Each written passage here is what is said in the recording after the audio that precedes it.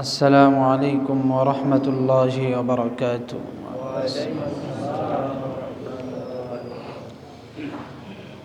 الحمد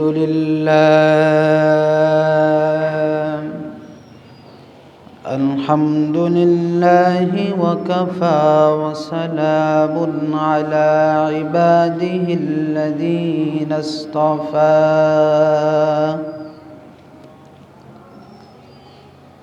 أما بعد فأعوذ بالله من الشيطان الرجيم.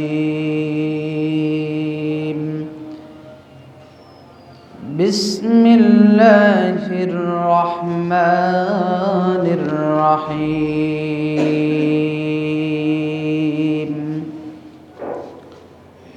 يرفع الله الذين آمنوا منكم والذين أوتوا العلم درجات والله بما تعملون خبير. وقال النبي صلى الله عليه وسلم: طلب العلم فريضة على كل مسلم. صدق الله مولانا العظيم وصدق رسوله النبي الكريم ونحن على ذلك من الشاهدين والشاكرين والحمد لله رب العالمين.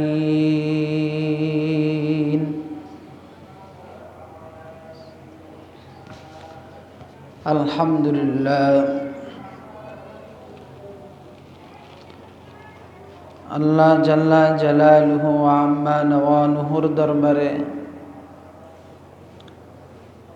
লক্ষ কোটি শুকরিয়া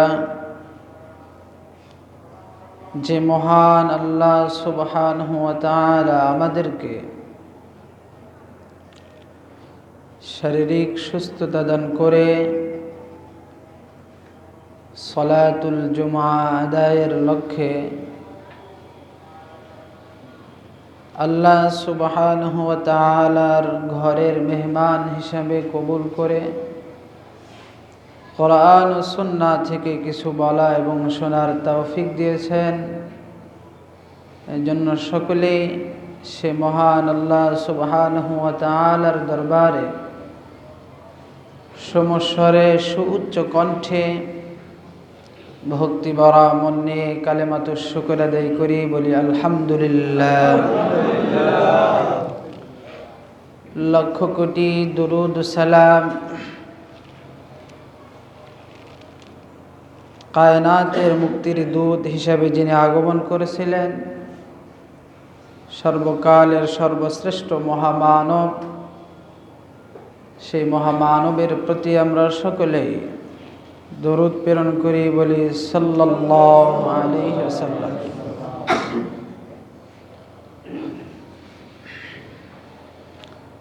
সম্মানিত মুসল্লিয়ানি কিরাম,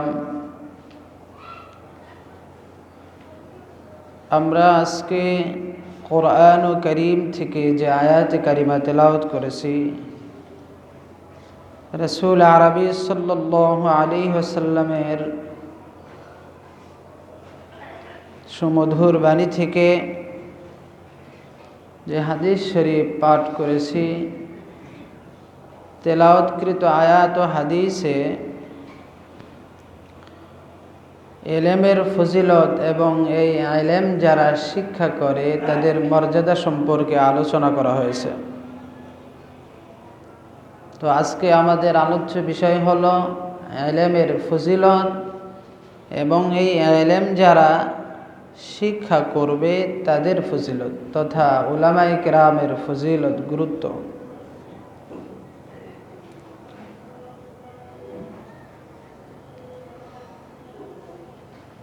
এলেম অর্জন করা প্রত্যেকটি নর নারী মুসলমানের উপরে ফরজ, অপরিহার্য দায়িত্ব, কর্তব্য।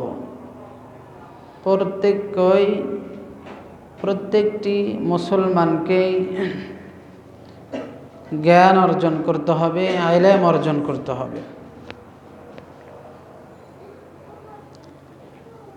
মানুষ আশরাফুল মাখলুকাত, সৃষ্টির সেরা জীব। সৃষ্টির এই সেরা জীব হওয়ার মূল ভিত্তি হলো ইলম।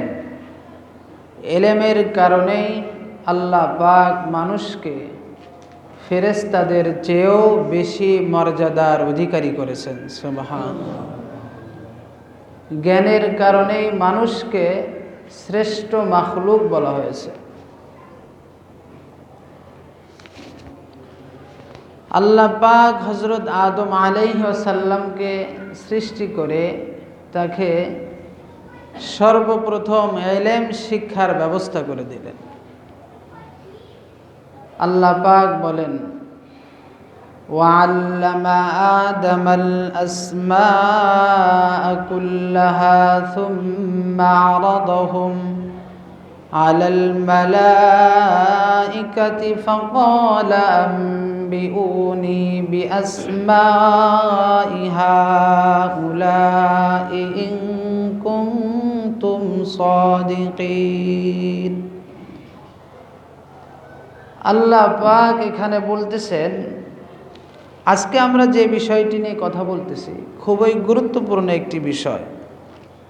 এজন্য আমি সকলকে অনুরোধ করছি, সকলে এই বিষয়টি হৃদয়ঙ্গম করার চেষ্টা করবেন। কিছু কথা এরকম আসতে পারে খুবই গুরুত্বপূর্ণ কথা, যেগুলো আমাদের বোঝা দরকার। আল্লাহ পাক এই আয়াত কারিমার মধ্যে বলতেছেন, ওয়াল্লামা আদামাল আসমাআ কুল্লাহা, সকল বস্তুদ্বয় সমূহের জ্ঞান শিক্ষা দিলেন হযরত আদম আলাইহিস সালামকে। প্রত্যেকটি বস্তুর জ্ঞান আল্লাহ তাআলা তার নবী হযরত আদমকে শিক্ষা দেওয়া হলো। অতঃপর তাকে ফেরেশতাদের সম্মুখে পেশ করা হলো এবং তাকে যেই সমস্ত বস্তুসমূহ শিক্ষা দিয়েছিলেন, সুম্মা আরাদাহুম আলাল মালাইকা, সেই বস্তুগুলো ফেরেশতাদের সম্মুখে রাখা হলো এবং বলা হলো, আম্বিউনি, আমাকে বলো, আমাকে জানিয়ে দাও এই সকল বস্তুসমূহের, ইন কুনতুম সাদিকিন, যদি তোমরা সত্যবাদী হয়ে থাকো। অর্থাৎ আল্লাহ পাক হযরত আদম আলাইহিস সালামকে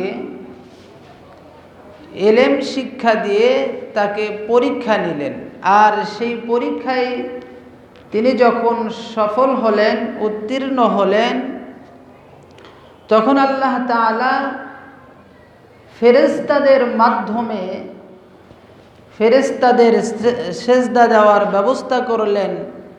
ফেরেশতারা আদম আলাইহিস সালামের সম্মানার্থে সেজদা দিলেন। সেজদা দিয়ে প্রমাণ করে দিলেন ইলমের মাধ্যমে আল্লাহ পাক হযরত আদমকে শ্রেষ্ঠত্ব দান করলেন। সুবহানাল্লাহ। যে আদম পেরেছে, আদম তো এই বস্তুসমূহের নাম বলে দিল, তোমরা তো পারলে না, তো আদম তোমাদের থেকে শ্রেষ্ঠ, আদম তোমাদের থেকে আফদল, শ্রেষ্ঠ, তাই তোমরা তাকে সেজদা করো, সম্মান জানাও, তাকে সম্মানিত মনে করো। এই তাকে যে সম্মানিত মনে করা হলো, সম্মানের আসনে সমাসীন করা হলো, এই কারণ ছিল ইলম। ইলম যখন তার অর্জন হয়ে গেল, তার জীবনের সকল চাহিদা আল্লাহ পাক পূরণের ব্যবস্থা করে দিলেন। সুবহানাল্লাহ। খুব ভালো করে বোঝেন। আল্লাহ পাক বলেন, ইয়া আদম উসকুন আনতা ওয়া যাওজুকাল জান্নাতা ওয়া কুলা মিনহা রাগাদান হাইথু শি'তুমা। ইলম অর্জন হয়ে গেল। ইলম যখন তিনি শিক্ষা করলেন, আল্লাহ পাক তাকে ডাক দিয়ে বলেন, ইয়া আদম, হে আদম, উসকুন, তুমি বসবাস করতে থাকো এই জান্নাতের মধ্যে। তুমি এবং তোমার প্রিয়তমা, তোমার প্রিয় স্ত্রীকে নিয়ে এই জান্নাতে বসবাস করো এবং পরিতৃপ্ত করে তোমরা আহার করতে থাকো। সুবহানাল্লাহ। খুব লক্ষ্য করেন এই কথাটি। পৃথিবীর ইতিহাসে সর্বপ্রথম মানুষ আদম, সর্বপ্রথম নবী হযরত আদম আলাইহিস সালাম, তাকে আল্লাহ পাক সৃষ্টি করলেন। এরপরে সর্বপ্রথম তার জন্য যে ব্যবস্থা করলেন সেই ব্যবস্থা হলো ইলম। খুব লক্ষ্য করেন, সর্বপ্রথম পৃথিবীর প্রথম মানুষ, প্রথম নবী, তাকে আল্লাহ তাআলা বানিয়ে তার জন্য সর্বপ্রথম ব্যবস্থা করে দিলেন ইলম শিক্ষার ব্যবস্থা। ইলম যখন তার অর্জন হয়ে গেল, মুফাসসিরিনে কেরাম বলেন কি ইলম শিক্ষা দিয়েছিলেন। এই জমিনে যত কিছু রয়েছে, যত ভাষা রয়েছে, যত বস্তু রয়েছে, সকল বস্তু সমূহের জ্ঞান আল্লাহ পাক তাকে শিক্ষা দিয়েছিলেন। জ্ঞান যখন অর্জন হয়ে গেল, তখন আল্লাহ পাক তাকে বলতেছিলেন, ইয়া আদম উসকুন আনতা ওয়া যাওজুকাল জান্নাতা, তুমি এবং তোমার প্রিয়তমা দুজনেই জান্নাতে থাকো। ওয়া কুলা মিনহা রাগাদান হাইথু শি'তুমা, যত সুবিধা অসুবিধা আছে, যত সুখ শান্তি যা কিছু হতে পারে সব তোমরা ভক্ষণ করতে থাকো, সব তোমরা নিয়ে নাও, কারণ তোমাদের কাছে ইলম রয়েছে। আমার জন্ম থেকে আপনার জন্ম থেকে একেবারে মৃত্যু পর্যন্ত জীবনের প্রত্যেকটি জায়গায়, প্রত্যেকটি ক্ষণে, প্রতিটি স্থানে আপনাকে সবচেয়ে বেশি প্রয়োজন যেটি হবে, আপনাকে সবচেয়ে বেশি উপকৃত যে করে দিবে সেটি হলো ইলম। আপনি যে খাবেন এখানেও জ্ঞানের প্রয়োজন রয়েছে, আপনি যে বসেছেন এখানেও জ্ঞানের প্রয়োজন রয়েছে, আপনি কদম উঠাবেন এখানেও জ্ঞানের প্রয়োজন আছে, আপনি আপনার প্রিয়তমার সাথে উঠবেন, বসবেন, কথা বলবেন, সেখানেও জ্ঞানের প্রয়োজন রয়েছে। অর্থাৎ জীবনের প্রতিটি জায়গায় জ্ঞানের প্রয়োজন। জ্ঞান থাকলেই চলা সম্ভব, সুন্দরভাবে জীবনযাপন করা সম্ভব। তাই আল্লাহ তাআলা পৃথিবীর সর্বপ্রথম মানুষ আদম, সর্বপ্রথম নবী আদম আলাইহিস সালাম, তার সন্তানদের জীবনের সৌন্দর্য ধরে রাখার জন্য, জীবন সুন্দরভাবে পরিচালনা করার জন্য আল্লাহ পাক যেই বস্তুটির বেশি প্রয়োজন হবে, যেই বস্তুটি মানুষকে বেশি উপকার দিবে, সেই বস্তু শিক্ষা দেওয়ার ব্যবস্থা আল্লাহ পাক করে দিলেন। সুবহানাল্লাহ। সেই বস্তু শিখায় দিলেন। প্রত্যেকটি জায়গায় আপনার জ্ঞানের প্রয়োজন। এজন্য আল্লাহ তাআলা হযরত আদম আলাইহিস সালামকে জ্ঞান আগে দিলেন। এ কথা থেকে আমরা এটা বলতেই পারি, যার জ্ঞান রয়েছে কেবলমাত্র এই দুনিয়ার সুখ শান্তি, পরকালের সুবিধা অসুবিধা সবগুলোই তার ভক্ষণ করার মেজাজ বা ভক্ষণ করার অধিকার তারই রয়েছে। এই জ্ঞান যে অর্জন করবে না, দুনিয়ার শান্তি তার ভক্ষণ করার সম্ভবত তার অধিকারই নাই। এজন্য আসুন আমরা সেই জ্ঞান অর্জন করি। আমরা কেন এই জ্ঞান ইলম অর্জন করব? খুব লক্ষ্য করবেন, একেবারে পরিচিত কথা বলবে, একটু বোঝার চেষ্টা করেন। কেন আমরা জ্ঞান অর্জন করব? ইলম কেন আমাদের প্রয়োজন আছে?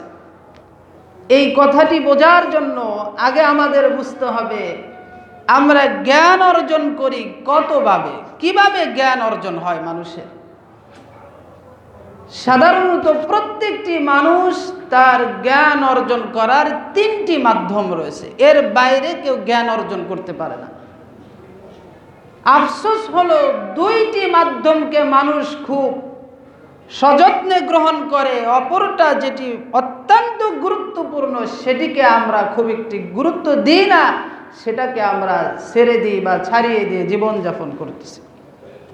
জ্ঞান অর্জনের 3টি মাধ্যমের প্রথম নাম্বার মাধ্যম হলো আমাদের পঞ্চ ইন্দ্রিয়।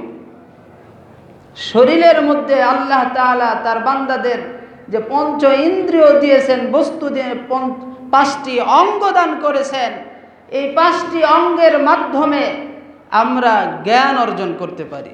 যেমন দৃষ্টিশক্তি, এটি পঞ্চ ইন্দ্রিয়ের অন্যতম একটি অঙ্গ। দৃষ্টিশক্তির মাধ্যমে আমাদের অনেক কিছুর জ্ঞান অর্জন হয়। আমাদের শ্রবণ শক্তি, এই শ্রবণ শক্তির মাধ্যমেও আমরা আমাদের কর্ণের মাধ্যমে, কানের মাধ্যমে অনেক বস্তুর জ্ঞান অর্জন করতে সক্ষম হই।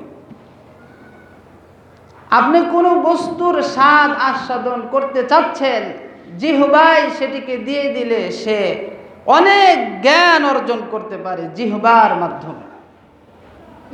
এভাবে কোনো বস্তু কত মজবুত সেটি যদি আপনি স্পর্শ করেন, হাতের মাধ্যমে অনুভব হবে সেই বস্তুটি কত মজবুত বা কেমন হবে সেটি বোঝা যাবে। এভাবে পঞ্চ ইন্দ্রিয়র মাধ্যমে মানুষ অনেক জ্ঞান অর্জন করতে পারে। এখানে শিক্ষণীয় ব্যাপার হলো আমাদের এই পঞ্চ ইন্দ্রিয়র কাজ নির্ধারিত সীমার মধ্যেই করতে পারে। নির্ধারিত সীমার বাইরে যখন চলে যায়, মানুষের এই পঞ্চ ইন্দ্রিয়গুলো অকেজো হয়ে যায়, আর সে কাজ করতে পারে না, কাজ করতে অক্ষম হয়ে যায়। উদাহরণস্বরূপ, দেখার মাধ্যমে যেই জ্ঞান অর্জন হয়, কেউ যদি মনে করে আমি সেই জ্ঞানটি কানের মাধ্যমে অর্জন করব, যে আজকের থেকে আমি দেখব কান দ্বারা, অসম্ভব। এটি একটি বোকা কথা হবে। এবং কানকে তো আল্লাহ তাআলা দেখার জন্য সৃষ্টি করে নাই, দেখার জন্য চোখকেই আল্লাহ তাআলা সৃষ্টি করেছে। কোনো ব্যক্তি মনে করলো যে না, আমি আজকের থেকে আর কান দ্বারা শুনবো না, চোখের দ্বারাই শুনবো, এটাও বোকামি হবে। কারণ চোখের দ্বারা শোনার জন্য আল্লাহ তাআলা চোখকে সৃষ্টি করে নাই, কান দ্বারাই কেবলমাত্র আমি শুনবো, চোখ দ্বারা দেখব। এখন কেউ যদি মনে করে যে কান দ্বারা দেখা যায় না তাই কান অকেজো, আর চোখ দ্বারা শোনা যায় না তাই চোখ অকেজো, এ কথাও মারাত্মক ভুল হবে এবং বোকামি হবে।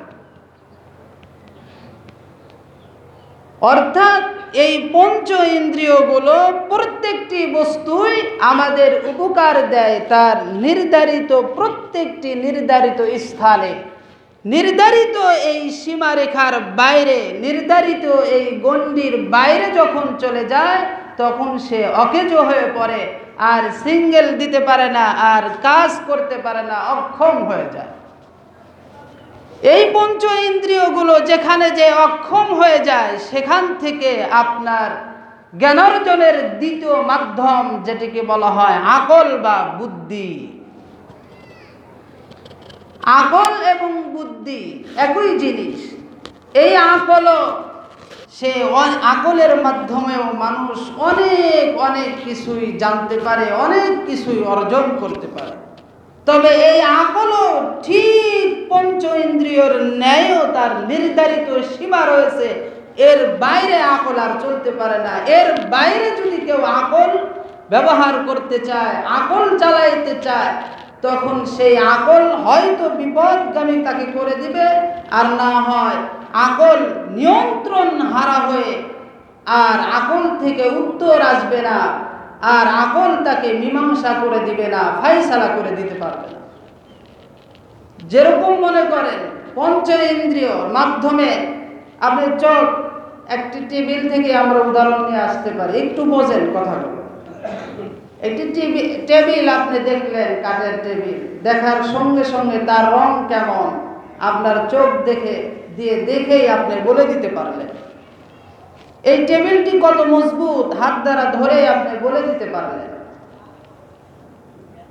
কিন্তু এই টেবিলটির অস্তিত্ব লাভ হলো কেমনে, এই টেবিলটি এত সুন্দর হলো কেমনে, এটি না আপনি চোখের মাধ্যমে জানতে পারবেন, না আপনি কানের মাধ্যমে জানতে পারবেন, না আপনি হাতের মাধ্যমে জানতে পারবেন।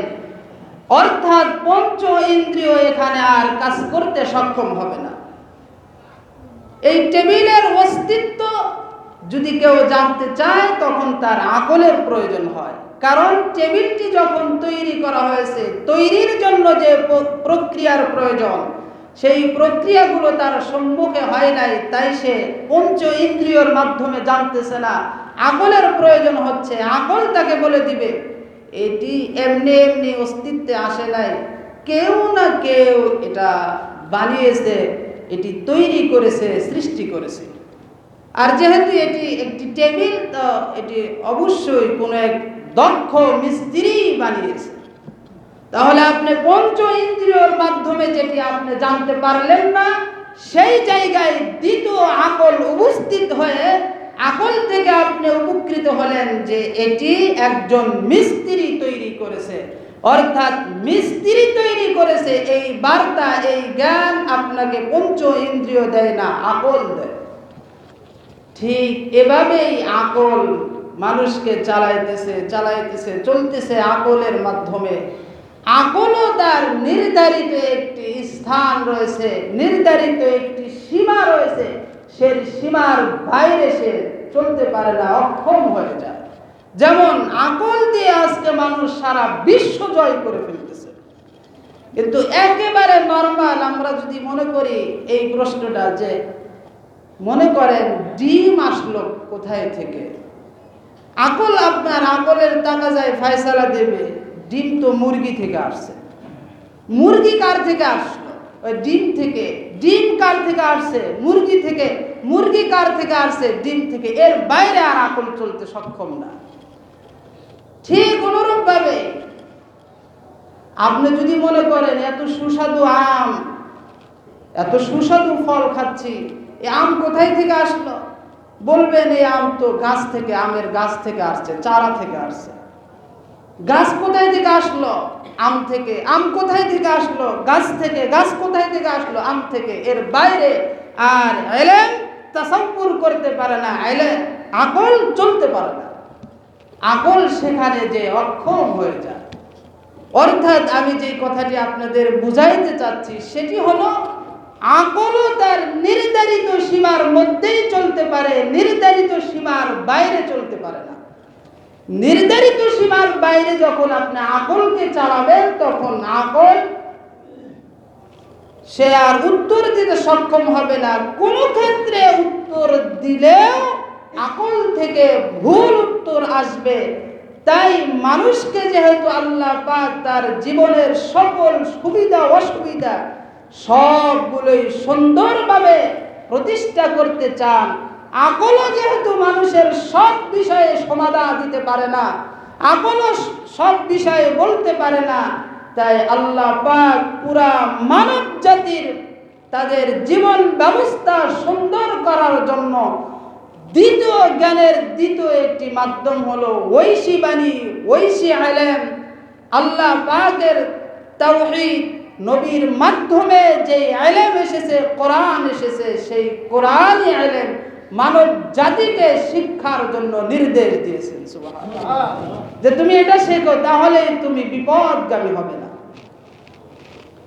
আজকে আকলের মাধ্যমে অনেক কিছুই যেগুলো বাস্তবিক সমাজের জন্য খারাপ, আকল থেকে যদি আপনি শুধুমাত্র আকল থেকে উত্তর চান, তাহলে আকল সেটাকে বলে দিবে না এটা করা যাবে, জায়েজ, এটা সমস্যা নেই, আকলের টাকা যায়। যে সেই জায়গায় আপনি আকল দিয়ে বিবেচনা করতে পারবেন না, ইলম দিয়ে বিবেচনা করতে হবে। এজন্য আল্লাহ পাক বলতেছেন, ইকরা বিসমি রাব্বিকাল্লাযী খালাক। খুব ভালো করে লক্ষ্য করেন, মহাগ্রন্থ আল কোরআনুল কারীম, যার একটি শব্দের মধ্যে কোনো সন্দেহ নাই, ভুল নেই। এই কোরআন কারীমের মধ্যে আল্লাহ পাক সর্বপ্রথম যেই আয়াতটি নাযিল করলেন, সেই আয়াতের সর্বপ্রথম বাক্য হলো ইকরা। এর বাংলা তরজমা হলো পড়ো, পড়ো, পড়ো। কিন্তু তুমি আকল দিয়ে চলতে পারবে না, তুমি পঞ্চ ইন্দ্রিয়ের মাধ্যমে চলতে পারবে না, জ্ঞানের প্রয়োজন হবে, ইলমের প্রয়োজন হবে। তাই আল্লাহ পাক তার হাবিবের কাছে কোরআন নাযিল করলেন, আর এই নাযিলকৃত কিতাবের সর্বপ্রথম বাক্য হলো ইকরা, তুমি পড়ো, তুমি জ্ঞান অর্জন করো। ইকরা বিসমি রাব্বিকাল্লাযী খালাক। আল্লাহ পাক বলতেছেন পড়ো, কি পড়বা? মানব রচিত কোনো কিছু নাকি না। আল্লাহ পাক বলেন জ্ঞান অর্জন করো, তুমি সেই জ্ঞান যিনি তোমাকে সৃষ্টি করেছেন তার জ্ঞান, তার ইলম অর্জন করো। ইকরা বিসমি রাব্বিকাল্লাযী খালাক, সেই রবের পড়াই পড়ো, সেই রবের নাম পড়ো যেই রব তোমাকে শিক্ষা দিয়েছেন। সুবহানাল্লাহ। আল্লাহ পাক অন্য জায়গায় বলেন, খুব লক্ষ্য করেন, আর রহমান আল্লামাল কুরআন খলাকাল ইনসান আল্লামাহুল বায়ান। আল্লাহ পাক বলেন আর রহমান, আমি দয়াশীল, আল্লামাল কুরআন, আমি কোরআন শিক্ষা দিয়েছি, খলাকাল ইনসান, মানুষ সৃষ্টি করেছি, আল্লামাহুল বায়ান, মানুষকে আমি ভাষার জ্ঞান দান করেছি। একটু বোঝার চেষ্টা করেন, আচ্ছা কোরআন আগে এসেছে না মানুষ আগে এসেছে? এই কথা যদি আমি বলি তাহলে এটি স্বাভাবিক উত্তর যে আমরাই তো আগে আসছি। মানুষ আগে আসছে না? মানুষ আগে আসছে। তো আমার জন্ম আগে, কোরআন তো আমার কাছে পরে এসেছে বাস্তবিকভাবে। আল্লাহ পাক বলেন আল্লামাল কুরআন খলাকাল ইনসান। মানুষ, তুমি মানুষ হবে, তোমার মনুষ্যত্বের বিকাশ ঘটাবে, তুমি সভ্য জাতি হবে, তুমি সত্যের উপরে প্রতিষ্ঠিত একটি জাতি হিসাবে নিজেকে প্রতিষ্ঠা করবা।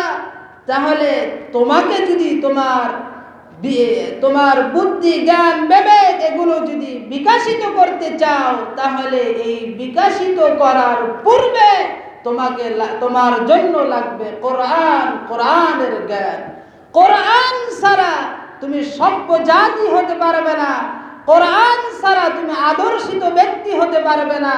কোরআনের জ্ঞানের মাধ্যমেই কেবল আদর্শিত ব্যক্তি হতে পারো। তাই তুমি তোমার মনুষ্যত্ব বিকাশ ঘটানোর জন্য, তোমাকে সত্য একজন খাঁটি মানুষ হওয়ার জন্য প্রথম লাগবে কোরআন।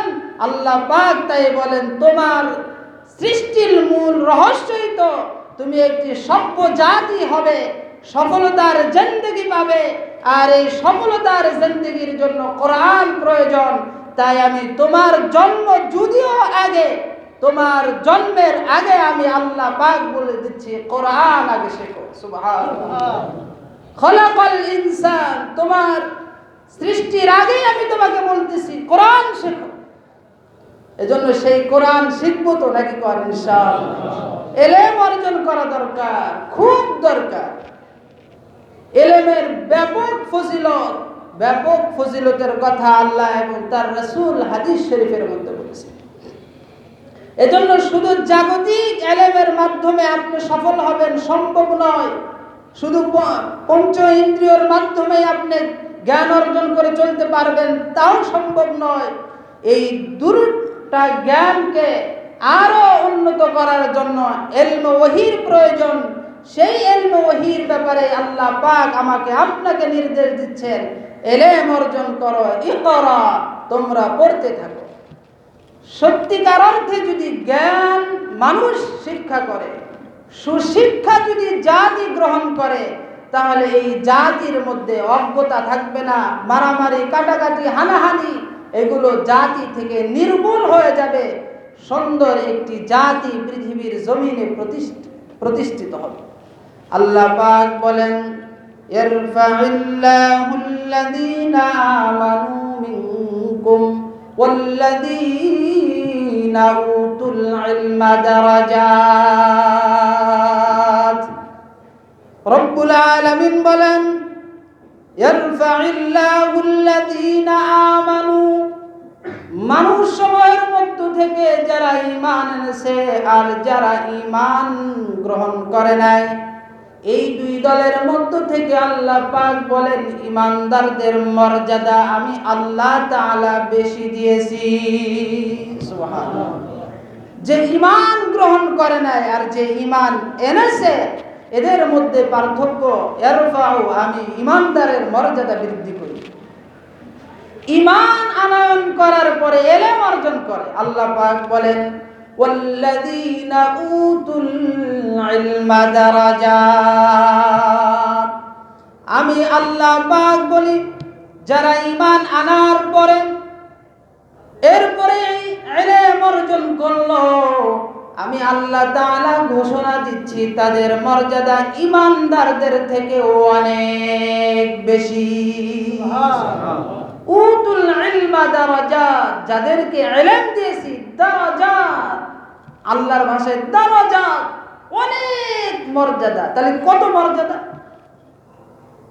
রাসূল আরবি সাল্লাল্লাহু আলাইহি ওয়াসাল্লাম হাদিস শরীফের মধ্যে বলেন, হাদিসটি বর্ণনা করেছেন হযরত আবু হুরায়রা রাদিয়াল্লাহু তাআলা আনহু, সামি'তু রাসূলুল্লাহি সাল্লাল্লাহু আলাইহি ওয়াসাল্লাম ইয়াকুল, মান সালাকা তরিকান ইলমান সালাকাল্লাহু তরিকান মিন তুরুকিল জান্নাহ ওয়া ইন্নাল মালাইকাতা লাতাদউ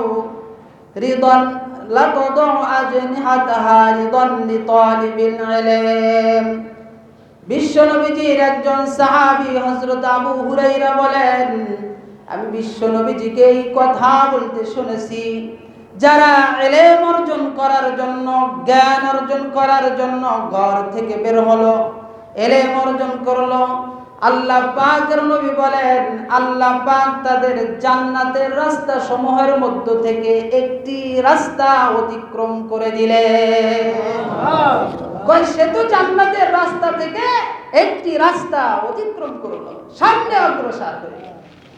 নবীজি বলেন, ওয়া ইন্নাল মালাইকাতা লাতাদউ আজনিহাতাহা রিদান লিতালিবিল ইলম। আল্লাহর রাসূল বলেন, তালিবুল ইলমের জন্য আল্লাহর তৈরি ফেরেশতারা, নূরের তৈরি ফেরেশতারা সন্তুষ্ট হয়ে তালিবুল ইলমের পায়ের নিচে তাদের ডানা বিছিয়ে দেয়। তালিবুল ইলমের সম্মানের জন্য নূরের তৈরি ফেরেশতারা তাদের ডানা পায়ের নিচে বিছিয়ে দেয়, যে তোমরা তো সম্মানিত। আল্লাহ রাসূল আরো বলেন, ওয়া ইন্নাল আলিমা লা ইস্তাগফিরু লাহু মান ফিস সামাওয়াতি ওয়াল আরদ। যে একজন আলেমের জন্য যে জ্ঞান অর্জন করতেছে, তার জন্য আসমান ও জমিনের মধ্যে যা কিছু রয়েছে সব কিছু তার মাগফিরাতের জন্য স্বয়ং মালিকের কাছে তারা দরখাস্ত রাখতে থাকে। সুবহানাল্লাহ। ওয়াল হিতানু ফি জাওফিল মা। আল্লাহ রাসূল বলেন, এমনকি সমুদ্রের মাছ পর্যন্ত একজন তালিবুল ইলমের নাজাতের জন্য, মাগফিরাতের জন্য মাছও আল্লাহর কাছে দোয়া করতে থাকে। সুবহানাল্লাহ। রাসূলুল্লাহ সাল্লাল্লাহু আলাইহি সাল্লাম বলতেছেন, ফাদলুল আলিম আলাল আবিদ কাফাদলিল কমারি লাইলাতাল বাদরি আলা সাইরিল কাওয়াকিব। রাসূলুল্লাহ সাল্লাল্লাহু আলাইহি সাল্লাম বলেন, একজন আলেম আর একজন আবেদের পার্থক্য হলো এমন যে চন্দ্রের পূর্ণিমার চাঁদের মর্যাদা যেরকম তারকারাজির উপরে। পূর্ণিমার রাত্রে আকাশের দিকে তাকাইলে চাঁদ যেরকম হাসতে থাকে, ঠিক আবেদের মধ্য থেকে একজন আলেম আল্লাহর কাছে এরকম উজ্জ্বল হতে থাকে। এজন্য আসুন আমরা সেই জ্ঞান অর্জন করি, ইলম অর্জন করি, খুব প্রয়োজন। নিজেরাও জানা দরকার, আমাদের সন্তানগুলোকেও এই ইলম অর্জন করা দরকার। পৃথিবীর জমিনে যত ডিগ্রি রয়েছে, যত ডক্টরেট রয়েছে, সবগুলোই আকল থেকে আসছে। এই সবগুলোই ডিগ্রি নিয়ন্ত্রণ করবে হলো দ্বিতীয় ইলমের, তৃতীয় ইলমের অর্জন করার বুদ্ধি অর্জন করার মাধ্যম হলো ইলমে ওহী। ওহীর মাধ্যমে এগুলো নিয়ন্ত্রিত হবে। এজন্য প্রত্যেকই শিক্ষিত অশিক্ষিত, ডক্টর, উকিল, জজ, ব্যারিস্টার, প্রত্যেকই তার তার স্থান থেকে জ্ঞান অর্জন করতে হবে। না হলে তার ডক্টরেট তাকে ক্ষতিগ্রস্ত করবে, তাকে ধোঁকা দিবে, সে ধ্বংস হয়ে যাবে। এজন্য আসুন, আজকে আমরা আর কথা বলতে চাচ্ছি না এই বিষয় নিয়ে। আমি আপনাদের কাছে পরিষ্কারভাবে এই কথাটি বুঝাইতে চাচ্ছি যে কোরআন ও সুন্নাহর ইলম প্রত্যেকটি মানুষের জন্য অপরিহার্য, দরকার। প্রত্যেকটি মানুষেরই প্রয়োজন। আমার সন্তানের প্রয়োজন, আমার মেয়ের প্রয়োজন, আপনি নিজের প্রয়োজন, আপনার বিবির প্রয়োজন। তাই প্রত্যেকই আমরা এই ইলম জ্ঞান অর্জন করব, নাকি কোন ইনশাআল্লাহ? করবেন তো ইনশাআল্লাহ? আর একটা হলো আমাদের সন্তানগুলোকে এই জ্ঞান অর্জন করাবো, ঠিক আছে তো, নাকি কোন ইনশাআল্লাহ? না করলে কি ক্ষতি হবে জানেন? কিয়ামতের মাঠে এই কথা বলবে নিজের সন্তান আল্লাহর কাছে, আল্লাহ, আমার আব্বা তো আমাকে অনেক বড় ডিগ্রি দিয়েছেন, অনেক বড় শিক্ষিত করেছে, আর তার কারণে আমার দুনিয়াতে খুব সুনামও আমার ছিল, কিন্তু কখনোই ইলমে দ্বীন শিক্ষা দেয় নাই, কোরআন ও সুন্নাহ আমাকে শিখায় নাই, যার কারণে আমি আপনাকে এবং আপনার রাস্তাও ভালো করে বুঝতে পারি নাই। তো দুনিয়ার ডিগ্রি এবং দুনিয়ার শিক্ষা, দুনিয়ার ব্যস্ততার কারণে, যেগুলো শেখার কারণে মূলটাই আমার বাদ পড়ে গেছে, এজন্য আমি আজকে জাহান্নামে। তো এই কারণে আমাকে জাহান্নাম দিচ্ছেন, এই কারণগুলো তো আমার বাবা মাই শিখাইছে। তো আমিও চাই আমার বাবা মাকে নিয়ে জাহান্নামে যেতে। কোরআন শরীফের আয়াত, নাজআলহুমা তাহতা আকদামিনা। সন্তানগুলো বলতে থাকবে, আল্লাহ, আমরা আমাদের বাবা মা উভয়ের বুকের উপরে পাড়া দিয়ে জাহান্নামে যেতে চাচ্ছি। তাদেরকে জাহান্নামের গেটের সম্মুখে শুয়ে দেওয়া হবে, নিজের সন্তান বুকের উপরে পাড়া মারবে।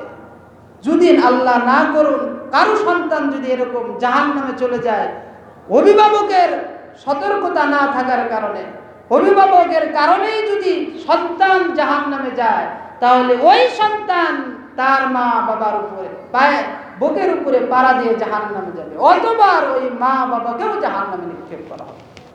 এজন্য আসুন আমরা দ্বীন ইলম শিক্ষা করব, নিজেদের সন্তানকেও শিখাবো। রাজি আছি তো, নাকি ইনশাআল্লাহ? আল্লাহ পাক আমাদের শেখানো এবং নিজেদের শেখার তৌফিক দান করেন, সকলে মিলে আল্লাহুম্মা আমিন।